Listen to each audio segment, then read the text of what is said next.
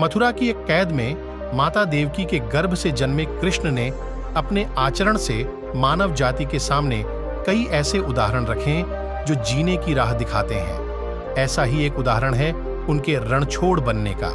जी हां, एक बार कृष्ण भी युद्ध को बीच में ही छोड़कर मैदान से भाग गए थे, फिर भी शत्रु का वध हुआ और हजारों निर्दोष नागरिकों की सुरक्षा हुई। भगवान श्री कृष्ण का जन्म कंस का वध कर समस्त पृथ्वी लोक को उसके अत्याचारों से मुक्त कराने हेतु हुआ था। किशोरावस्था में ही वह गोकुल से मथुरा आ गए तथा दुष्ट कंस का वध किया।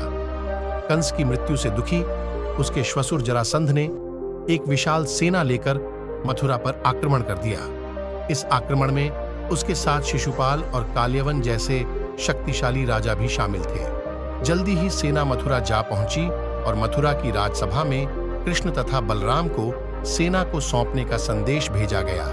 इस युद्ध को टालने तथा मथुरा के निर्दोष नागरिकों को बचाने के लिए कृष्ण ने रातों रात वहां से सैकड़ों किलोमीटर दूर समुद्र में एक नई नगरी द्वारिका का निर्माण करवाया।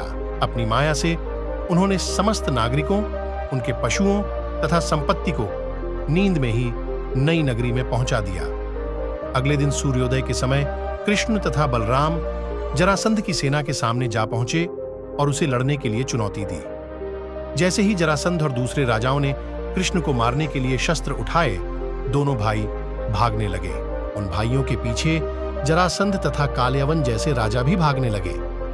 कुछ ही देर में दोनों भाई बहुत आगे निकल गए और उनके पीछे केवल मात्र काल्यवन रह गया। उसे देवताओं ने वरदान दिया था कि उसकी हत्या किसी अस्त्र या शस्त्र से नहीं होगी। ऐसे में वह निर्भीक था और लगातार कृष्ण का पीछा करते करते एक गुफा में जा पहुंचा। गुफा में राजा मुचुकुंद सो रहे थे, जिन्हें इंद्रदेव ने वरदान दिया था कि जो भी उन्हें उठाएगा वह उनके देखते ही जलकर भस्म हो जाएगा। वहां पहुंचकर कृष्ण ने सोए हुए मुचुकुंद पर अपना पीतांबर डाल दिया और स्वयं छिप गए। काल्यवन भी वहां जा पहुंचा और सोए हुए राजा मुचुकुंद पर पीतांबर देख उन्हें ही कृष्ण समझ बैठा। उसने मुचुकुंद को उठाने के लिए लात मारी, जिसके कारण उनकी निद्रा खुल गई और उनके देखते ही काल्यवन वहीं पर जलकर भस्म हो गया। तत्पश्चात कृष्ण ने राजा मुचुकुंद को अपने चतुर्भुज स्वरूप में दर्शन दिए और उन्हें मोक्ष पाने का वरदान दिया। वहीं दूसरी ओर जरासंध और बाकी राजा पूरी तरह से खाली मथुरा देखकर वापस लौट गए। अधर्मी राजाओं का वध कर सकते थे, परंतु देवताओं के दिए वरदान का मान रखने के लिए ही उन्होंने काल्यवन को राजा मुचुकुंद के हाथों मरवाया। इसी तरह बाद में जरासंध का वध पांडुपुत्र भीम के हाथों करवाकर भूदरा का भार कम किया।